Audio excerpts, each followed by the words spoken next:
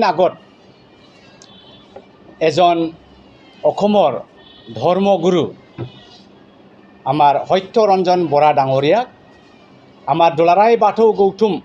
দুলাৰাই বাথৌ মহাসভাত এটা ধৰ্ম সভাত নিশ্চয় সভাত আলহী হিচাপে মাতে আৰু এই আলহীটো সদায় ধৰ্মৰ বিষয়ে জ্ঞান থকা মানুহ মাতা হয় जायहा धोरोमनि सोमोन्दै गियान दङ बेबायदि व्यक्तिखौसो लेंहरनाय जायो এটা কথাটো আজি হঠাৎ এই সভাত মোৰ মনত পৰিল মই তেতিয়া এজন মিছনাৰী মানুহে আছিল বিজনীত আৰু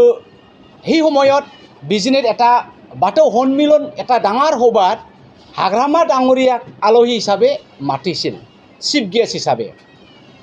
যেতিয়া হাগ্ৰামা ডাঙৰীয়াই ষ্টেজত উঠিল লেকচাৰ দিবলৈ তেখেত এটা কথা কিন্তু বেচাৰা হাগ্ৰামা মহিলাৰী ছাৰে স্বীকাৰ কৰিছা আৰু সেই কথাটো সেইটোৱে হেই পাগলাফোৰ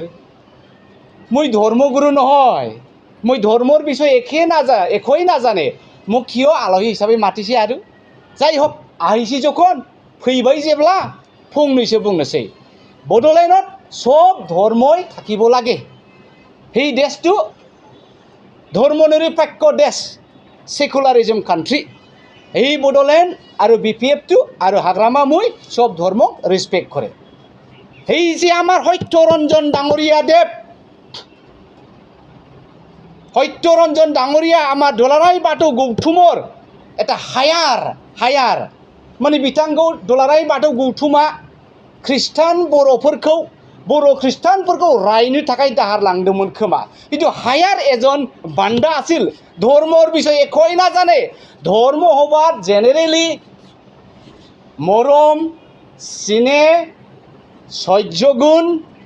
सेल्फ डिसिप्लिन ভাল परिवार ভাল देवता ভাল माता रिसपेक्ट ही बिलाही शिक्षा दिया হয় আমাৰ সত্যৰঞ্জন ডাঙৰীয়া দেৱ কি কথা ক'লে ইমান বিয়া যে খ্ৰীষ্টানবিলাক ফৰেন ধৰ্ম উমুক ধৰ্ম ওকে মই খ্ৰীষ্টান হয় আৰু সকলোৱে খ্ৰীষ্টান মানুহে আমাক নিজকে মিছনাৰী বুলি ধৰ্ম মানি ল'ম এই বিদেশৰ পৰা আহিছে বুলি কিন্তু আপোনাৰ হিন্দু ধৰ্মৰ গুৰু বিলাই বাৰে বাৰে কিতাপত লিখি প্ৰকাশ কৰা হৈছে যে কেতিয়াবা এটা সময়ত যীশু খ্ৰীষ্টুৱে যে ইণ্ডিয়াত ভিজিট কৰিছা that ever Jesus Christ visited Nepal, that ever Jesus Christ visited somewhere in Nalanda University and so. আমি এইটো ক্লেইম কৰা নাই হিন্দু গুৰু আপোনাৰ হিন্দু গুৰুই ক্লেইম কৰা কথা আৰু এটা কথা সত্যৰঞ্জন ডাঙৰীয়া আপুনি সঁচা কথাই কৈছে যে মিছনাৰী ধৰ্ম খ্ৰীষ্টান ধৰ্ম আহাৰ আগত ভাৰতৰ খ্ৰীষ্টান হোৱাৰ আগত ট্ৰাইবেলৰ মাজত খ্ৰীষ্টান ধৰ্ম প্ৰচাৰ হোৱাৰ আগত হিন্দু ধৰ্মই আছিল হিন্দু বিলা আছিল কিন্তু আপুনি কি কৰি আছিল তেতিয়া এই হিন্দু বিলা এই ট্ৰাইবেল জনজাতিবিলাক নিশুত খোৱা এন্দুৰ খোৱা বেং খোৱা সামু খাওয়া উমা খাওয়া সব বিয়া খাওয়া ওই মেছ জাতিক তুমি ঘৃণা কৰিছিলে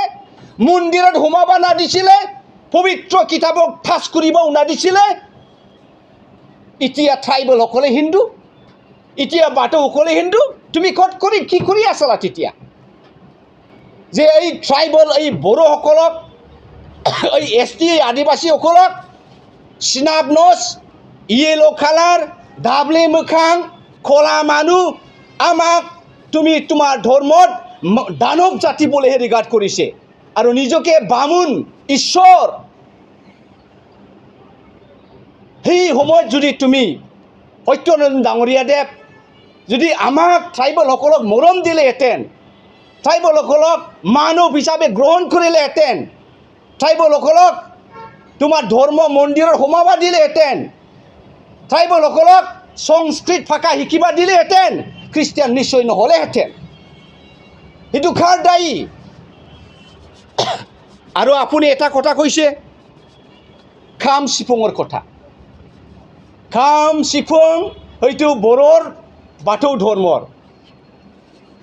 কিবা এটা মিউজিকেল ইনষ্ট্ৰুমেণ্টটো হয়তো বাথৌ ধৰ্মৰ হয় হয়তো হিন্দু ধৰ্মৰ হয় হয়তো খ্ৰীষ্টান ধৰ্মৰ হয় হয়তো ইছলামৰ হয় এনেকুৱা ৰিগাৰ্ড কৰা নাকি কেতিয়াও এনেকুৱা ৰিগাৰ্ড কৰা নাই আপুনি যে আজিৰ তাৰিখত দুনিয়াৰ আৱিষ্কাৰ প্ৰথম আৱিষ্কাৰটো কৰিছে এই খ্ৰীষ্টিয়ান মানুহে কৰিছে প্ৰথম যে আমি লাইটটো পাই এই লাইট কোনে আৱিষ্কাৰ কৰিছে খ্ৰীষ্টিয়ান মানুহে আৱিষ্কাৰ কৰিছে কোনে বনাইছে চেন্নাই কি আছিল মিছনাৰী মানুহে চেন্নাইটো বনাই গৈছে কি আছিল বেংগলত কলকাতা কোনে বনাইছে মিছনাৰী মানুহে বনাই গৈছে কি আছিল গোৱাত মিছনাৰী মানুহে বনাই গৈছে কি আছিল বম্বেত মুম্বাইত মিছনাৰী মানুহে বনাই গৈছে কোনে বনাইছে দিল্লী মুছলমান মানুহে বনাই গৈছে আপুনি তেতিয়া ক'ত হৈ থাকিছিল সত্যৰঞ্জন ডাঙৰীয়াদেৱ ইমান যে বিয়া গালি গালা কৰিছে মিউজিকৰ কিবা এটা লিমিট থাকে নেকি এইটো আৰু এটা কথা সত্যৰঞ্জন দেৱ ডাঙৰীয়া